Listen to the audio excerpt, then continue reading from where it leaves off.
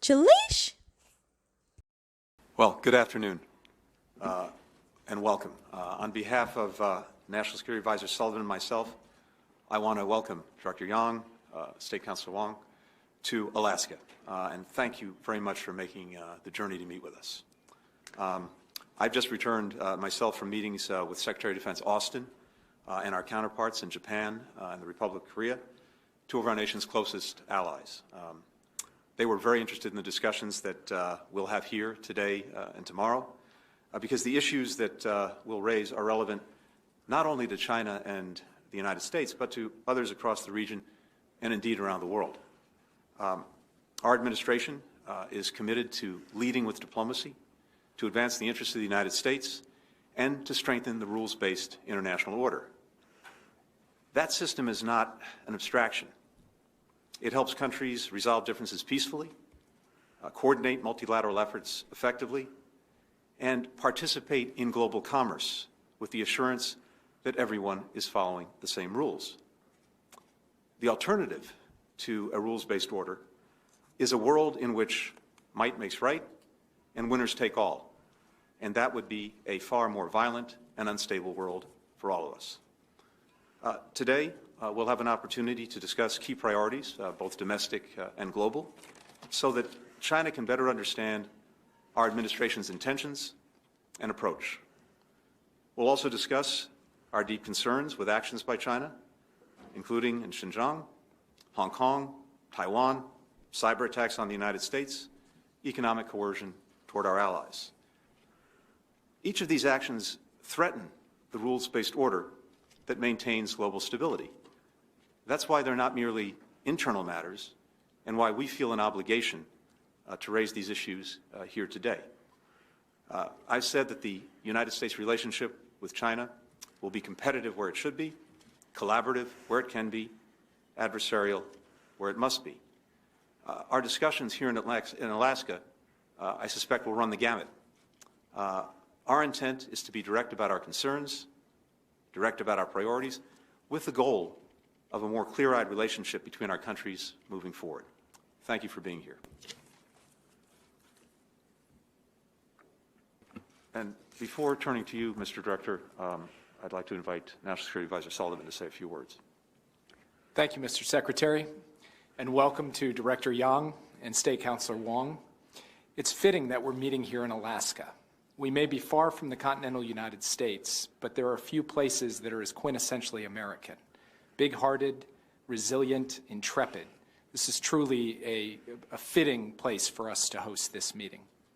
Secretary Blinken and I are proud of the story about America we're able to tell here, about a country that under President Biden's leadership has made major strides to control the pandemic, to rescue our economy, and to affirm the strength and staying power of our democracy.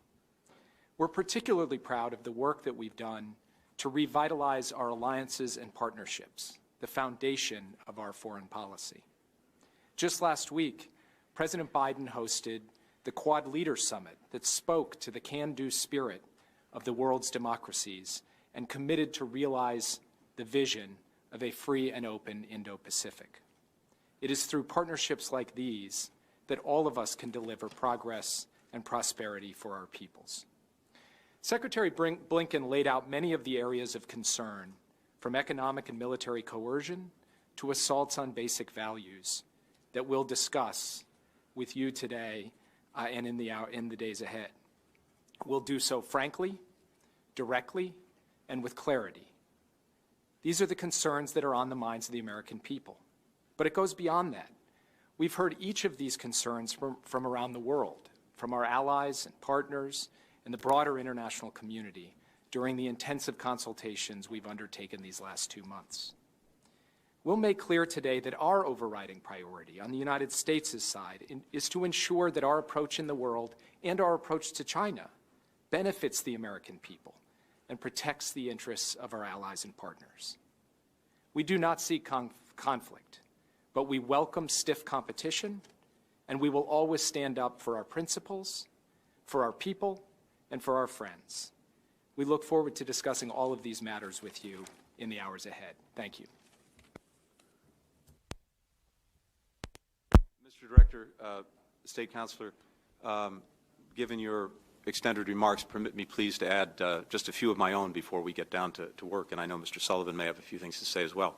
I have to tell you, in my short time as Secretary of State, I've spoken to, I think, nearly 100 counterparts from around the world. And I just made my first trip, as I noted, to Japan and South Korea. I have to tell you, what I'm hearing is very different from what you described. I'm hearing deep satisfaction that the United States is back, that we're re-engaged with our allies and partners. I'm also hearing deep concern about some of the actions your government is taking. And we'll have an opportunity to discuss those when we get down to work.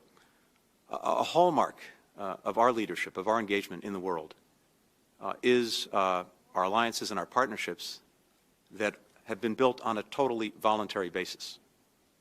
And it is something that President Biden is committed to reinvigorating and strengthening. And there's one more hallmark of our leadership here at home, and that's a constant quest to, as we say, form a more perfect union. And that quest, by definition, acknowledges our imperfections, acknowledges that we're not perfect. We make mistakes. We have reversals. We take steps back. But what we've done throughout our history is to confront those challenges openly, publicly, transparently, not trying to ignore them, not trying to pretend they don't exist, not trying to sweep them under a rug. And sometimes it's painful, sometimes it's ugly, but each and every time we've come out stronger, better, more united as a country. I recall well when President Biden was vice president and we were visiting China, and this was in the wake of the financial crisis. There was much discussion then, including with then Vice President Xi Jinping. And Vice President Biden at the time said, it's never a good bet to bet against America. And that remains true today. Just briefly to add to what Secretary Blinken has said, because I was actually going to make the same point without us even consulting. A confident country is able to look hard at its own shortcomings and constantly seek to improve. And that is the secret sauce of America. The other secret sauce of America is that our people are a problem-solving people, and we believe that we solve problems best when we work together with allies and partners around the world. Just a couple of weeks ago, the United States landed another rover on Mars.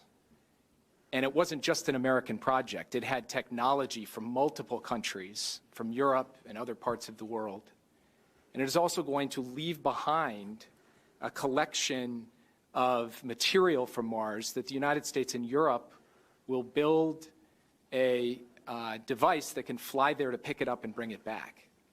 That is what can be accomplished by a country that is constantly reinventing itself, working closely with others, and seeking constantly to produce the kind of progress that benefits all, that is rooted in a concept of human dignity and human rights that is truly universal, that every man, woman, and child in this world aspires to. So we look forward to the conversation today, but I do hope this conversation will be one carried out with confidence on both sides. So it's not lectures or long, winding statements. It's the opportunity for us to explain where we're coming from, to hear where you are coming from, and to indicate at bottom what our principles, our priorities, and our long-term strategies are. That's what we hope for in the dialogue that lies ahead. That is the spirit with which we approach this, and we look forward to continuing the discussion today. Thank you, everybody. Julish?